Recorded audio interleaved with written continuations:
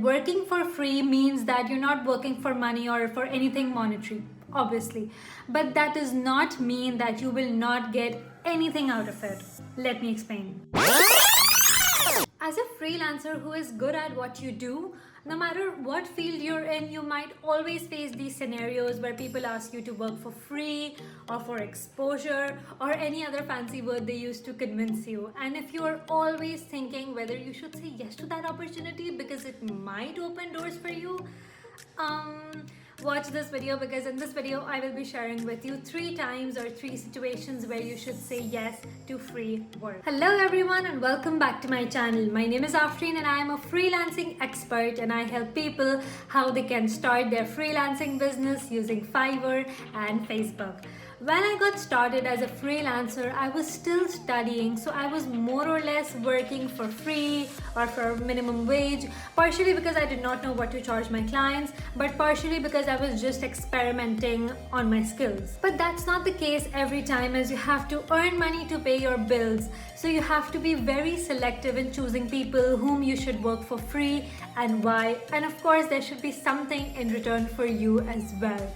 So in this video, I will be sharing with you 3 times or 3 scenarios where you should say yes to unpaid work and completely ignore the other free opportunities. Don't forget to subscribe and hit the notification bell to get notified every single time I post a new video, and let's get started. Let me start by saying that working for free means that you're not working for money or for anything monetary, obviously, but that does not mean that you will not get anything out of it.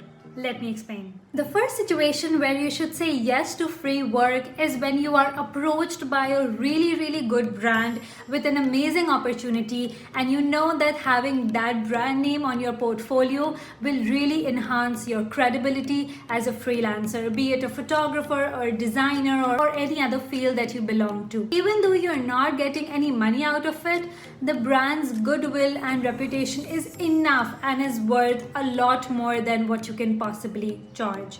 And I am saying this from experience. I mean, I created a logo for Nestle years ago for free, and till date I use Nestle's logo on my portfolio and use its reputation to get clients. Because when clients see Nestle's logo on my portfolio, they're like, oh, you have worked for Nestle. They instantly trust me and trust my work as a freelancer. You don't have to work for them for free on ongoing basis and over again.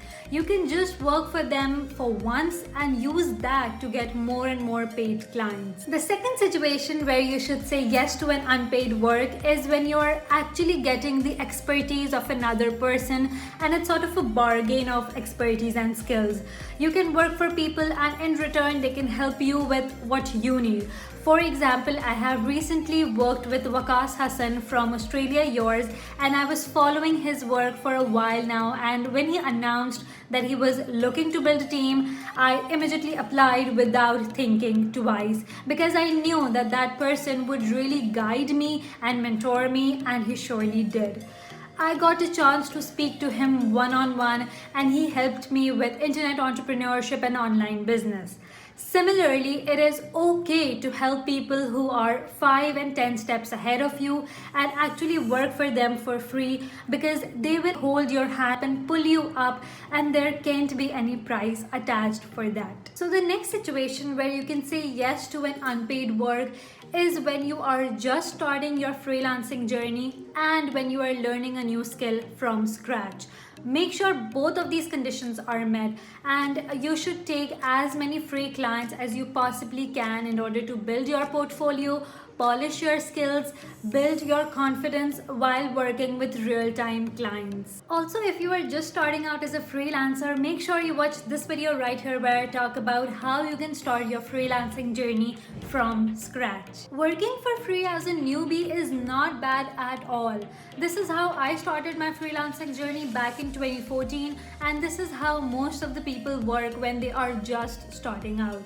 So it is okay to take as many freelance orders as you can, but it's important to have a time frame in mind. For example, you can decide that in the first 2 months you will work with at least 20 people for free. This is how you're gonna build a reputation as a freelancer, and you're gonna get the confidence to actually charge people for your skills later.